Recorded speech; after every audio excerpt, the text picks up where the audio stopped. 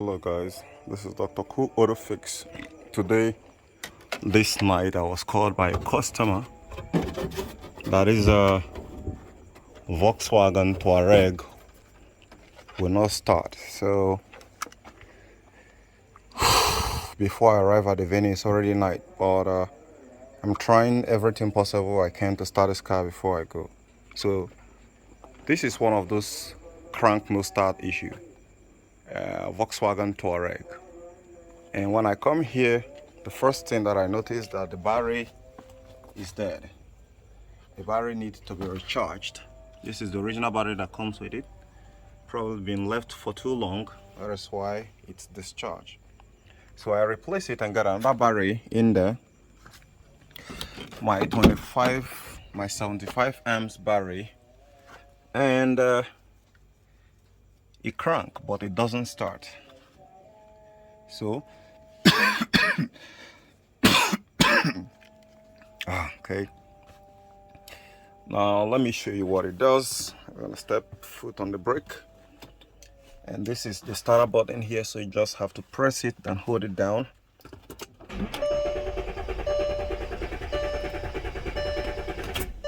And it will not start. It will keep cranking, but it will not start. Now I've talked about a car that cranks and no start, and there are a lot of things that can actually cause this.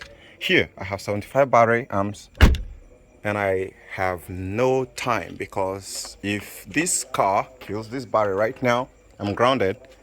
I'm trying to shut down every light that I have, that I'm seeing right now, that is glowing, so it can buy me some time with this battery that is not the capacity, because it's 100 amps, but this one here happens not to have any this in here. So I'm gonna bang this place here so this light can go off. Now some other things which I'm looking at here is, the first thing to check when you're troubleshooting a car that cranks no start is, could be a blown fuse, it could be a bad fuel pump relay. Anything can be the cause. So in this case, the first thing which I'm going to be doing here, no, don't worry, thank you.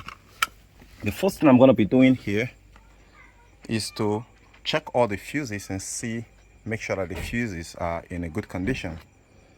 And that is why I need to get my multimeter, because to pull it out one after the other is going to be a problem. So here I'm trying to make sure that this 75 amps battery which I have here can be able to assist me do the job, diagnose it, and get the car back running. And after that, we have a transmission issue to fix. After that, we have AC system to fix. So if you have a Tuareg that cranks no start, then probably this is your own video. Now, if suppose is this 100 amps that I have right now inside it, I won't have any problem because I'll take my time. But here, I'm on a very, very speedy diagnostics procedure. So the first thing I'm gonna do here is to go ahead and grab my multimeter and start checking the fuse. Grab my multimeter and check some other. These are my outing stuff, and here is my tools. This is a complete a distance away from my garage, and I have to do whatever I have to do to start this car, because this man put a lot of faith in me down in Nigeria here. There have been some other trials and aero mechanics who that came here that couldn't figure it out, so he told them not to even try again, that I'm gonna come check it out. So when someone have a faith on you like that, you don't disappoint the person. So I'm gonna be using this to pull out fuse. And when you're in an emergency situation, you gotta improvise and use whatever you have to get whatever you want. So here, I'm gonna grab my multimeter and we'll proceed. And I'm gonna start with the face-out diagnosis here. Okay, the first trick here, which one of the person who is already here did, is what he snubbed the engine from the intake manifold with some gasoline. That is the first tip which you actually do sometimes when a car cranks and no start. And that is just a quick way to know if it is a fuel delivery problem or electrical problem. If it starts, then it could be a fuel delivery problem. There is every tendency the injectors are not supplying the fuel. So here I have my emergency bag for rescue. So let me open the door and let's start checking out the fuse. We need to pull out the diagnostics, and the first fuse should be around this area. Most Volkswagen fuse box is somewhere here, and be my guess is there. So let me go quickly.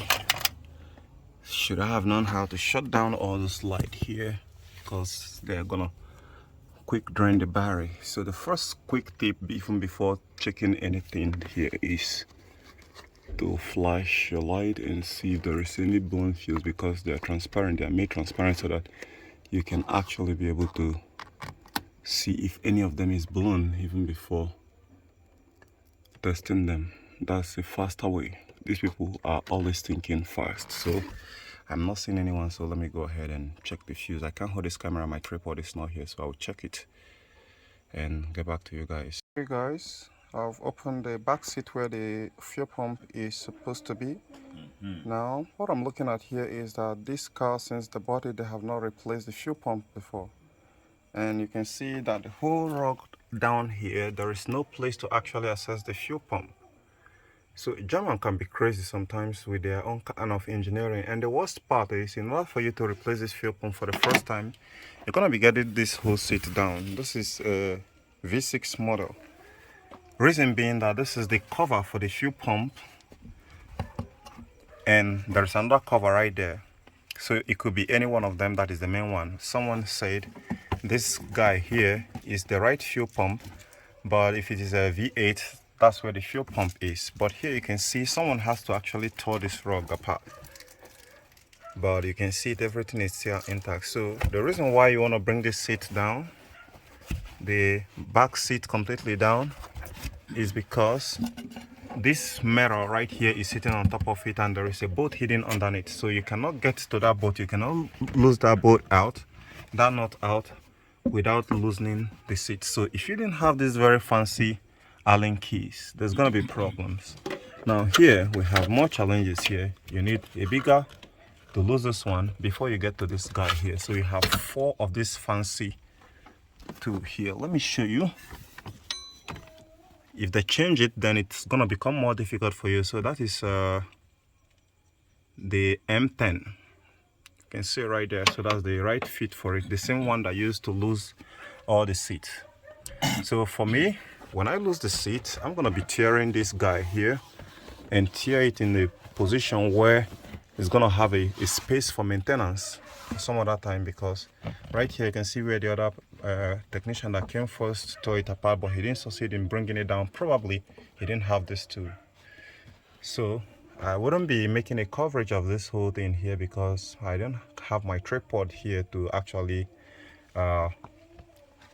hold a camera for me so I can be able to do the job. So right now I'm gonna be picking, this looks like 18, so I'm gonna lose out this ones out, then I lose out the seat.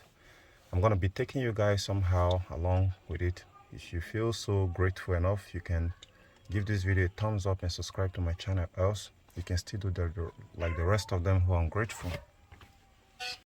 I've dismantled it, and while dismantling, I start seeing some evidence.